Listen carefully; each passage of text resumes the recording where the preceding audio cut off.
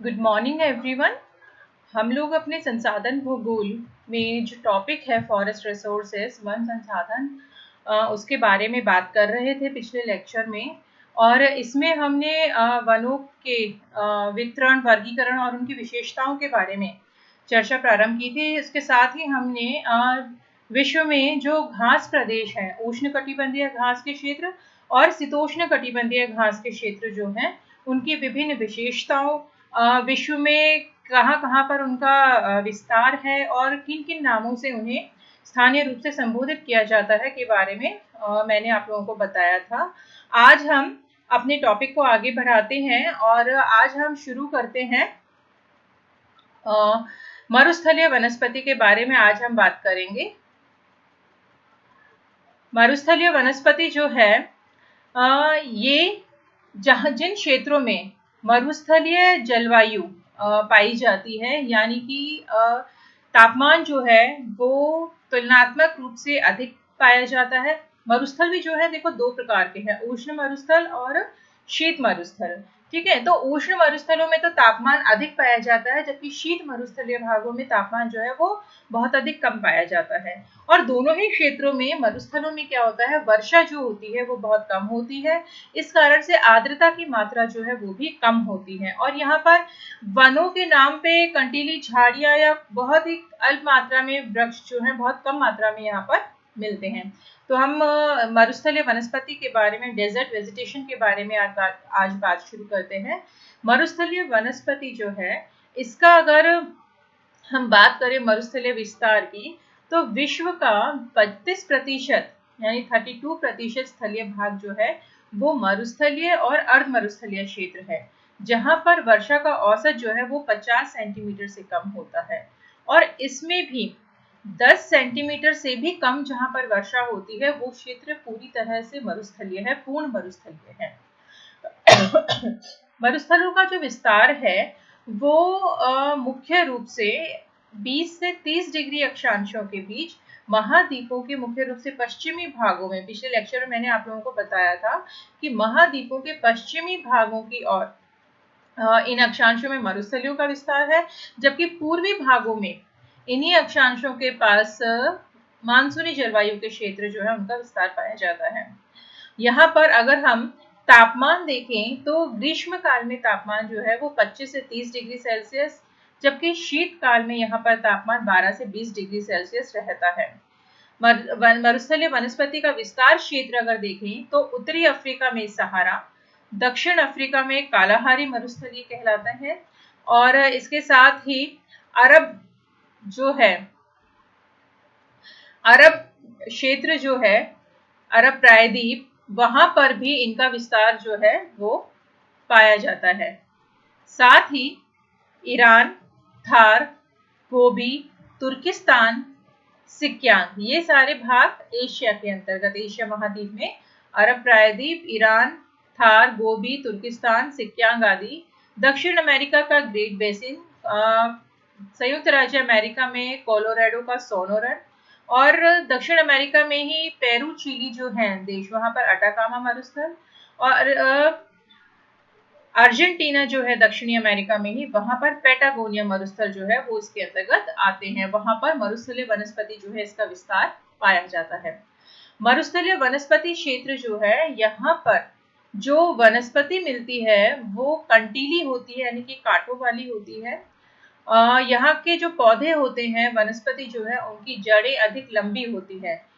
और लंबी जड़ें होने का कारण ये है कि यहाँ पर जो जल स्तर है, भूमि का जल स्तर, वो काफी अधिक गहराई पर पाया जाता है, क्योंकि वर्षा की मात्रा यहाँ पर कम होती है और अधिक गहराई से नमी को सोख सके ये वनस्पति, इसीलिए इनकी जड़ें जो होती है वो लंबी होती हैं। और पौधों की पत्तियां जो होती है वो मोटी होती हैं, गूदेदार होती हैं, गांठदार होती हैं, ताकि उनसे वाष्पीकरण की मात्रा जो है वो कम हो, वाष्पोत्सर्जन कम हो। ये तो बात हुई मरुस्थलीय वनस्पति की। अब एक आते हैं टुंड्रा वनस्पति। इनके बारे में अब हम बात करते हैं। टुंड्रा वनस्पति जो है, इसका विस्तार मुख्य रूप से यूरेशिया, यानी कि यूरोप और एशिया वाला जो भाग है, और कनाडा के धूर उत्तरी भागों में पाया जाता है, जहां पर शीत ऋतु जो होती है वो बहुत अधिक लंबी और कठोर होती है, यानी कि कड़ाके की सर्दी वहां पर पड़ती है। यहाँ पर 9 से 10 महीने तक धरातलीय भाग जो होता है वो हिमाच्छादित रहता है, बर्फ जमी रहती है। वनस्पति का विकास जो है वो यहाँ पर नहीं हो पाता इस वजह से। इसीलिए टुंड्रा प्रदेश जो है इनको शीत मरुस्थल के नाम से भी संबोधित किया जाता है, शीत मरुस्थल भी कहा जाता है। यहाँ पर जो ग्रीष्म ऋतु होती है उसका काल बहुत ही कम होता है, और ग्रीष्म ऋतु मुख्य रूप से जब यहाँ पर जो बर्फ जमी रहती है वो जब पिघल जाती है ग्रीष्म ऋतु आने पे, तो वहां पर क्या होता है कि छोटी छोटी लघु वनस्पतियां उगाती हैं, छोटी छोटी घासें, फूल पौधे वगैरह। और एक सूक्ष्म वनस्पति यहाँ पर जो काई और लाइकी लिचेन के रूप में भी पाई जाती है।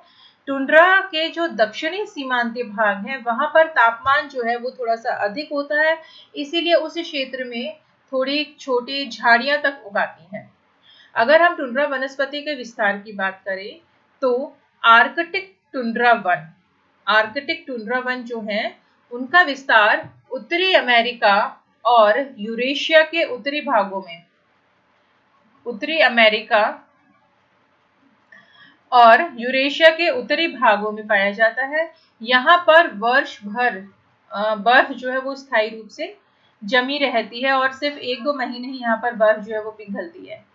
उसके बाद अल्पाइन वनस्पति, अल्पाइन प्रदेश अगर देखें तो टुंड्रा प्रदेश में स्थित जो पर्वत और पहाड़ियां हैं वहां पर जो वनस्पति पाई जाती है उसे अल्पाइन प्रदेश की वनस्पति कहते हैं। अगर हम इस मैप, ये जो टेबल दी हुई है चार्ट, इसमें अगर हम वनों का वितरण देखें विश्व में, तो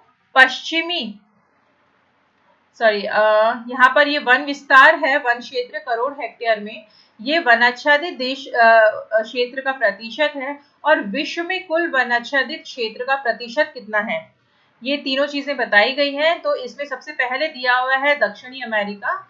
दक्षिणी अमेरिका में जो वन क्षेत्र है वो 89 करोड़ हेक्टेयर भूमि पर विस्तृत है, और यहाँ पर वन विस्तार जो है वो देश के 39.7% वनाच्छादित क्षेत्र है यहाँ पर, और विश्व में जितना वनाच्छादित क्षेत्र है उसका लगभग 23.22% जो है वो दक्षिणी अमेरिका में है।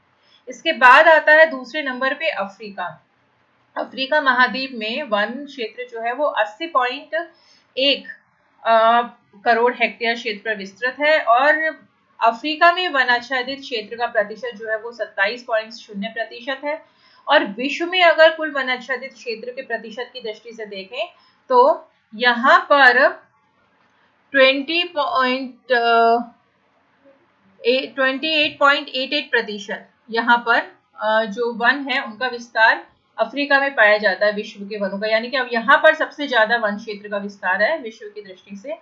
और फिर आता है पूर्ववर्ती सोवियत संघ, जहां पर वन क्षेत्र जो है वो 74.7 करोड़ हेक्टेयर क्षेत्र पर विस्तृत है, जो कि यहाँ की वनाच्छादित क्षेत्र का प्रतिशत जो है वो 33.9 है, और विश्व के कुल वनाच्छादित क्षेत्र के प्रतिशत की दृष्टि से यहाँ पर 19.47% वन क्षेत्र जो है वो पूर्ववर्ती सोवियत संघ में है। इसके बाद आता है उत्तरी अमेरिका। उत्तरी अमेरिका के जो वन विस्तार है यहाँ पर वो 65.6 करोड़ हेक्टेयर क्षेत्र पर है, जो कि यहाँ उत्तरी अमेरिका के भूमि में वनाच्छादित क्षेत्र का प्रतिशत 36.1 है, और विश्व के कुल वनाच्छादित क्षेत्र का 17.10% जो है वो उत्तरी अमेरिका में विस्तृत है। इसके बाद एशिया आता है। एशिया में वन क्षेत्र जो है उसका विस्तार 52.5 करोड़ हेक्टेयर पर है, और यहाँ के क्षेत्र में 19.9% वनाच्छादित क्षेत्र है, और विश्व के कुल वनाच्छादित क्षेत्र का 13.68% एशिया में है। फिर यूरोप आता है। यूरोप जो है यहाँ पर 13.6 करोड़ हेक्टेयर पर वनों का विस्तार है, क्योंकि यूरोप जो है, यूरोप और ऑस्ट्रेलिया ये छोटे महाद्वीपों की श्रेणी में आते हैं, तो यहाँ पे क्षेत्रीय विस्तार जो है वो वैसे भी कम है। और लेकिन यहाँ का जो क्षेत्र पर वनों का वितरण है, वनाच्छादित क्षेत्र जो है उसका प्रतिशत अगर हम देखें तो 28.3 है।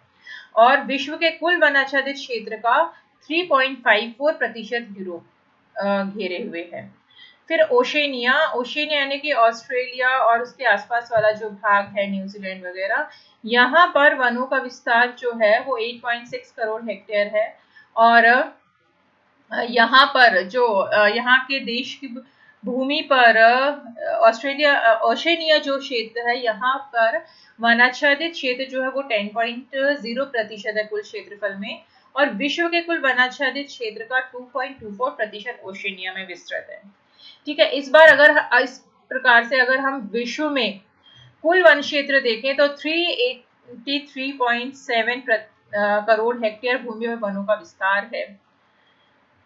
हाँ, इसके बाद आता है वनों का आर्थिक महत्व और उपयोग, कि हमारे लिए वनों का क्या आर्थिक महत्व है। इसके बारे में हम अपने नेक्स्ट लेक्चर में बात करेंगे। तब तक के लिए stay safe, stay happy. Thank you.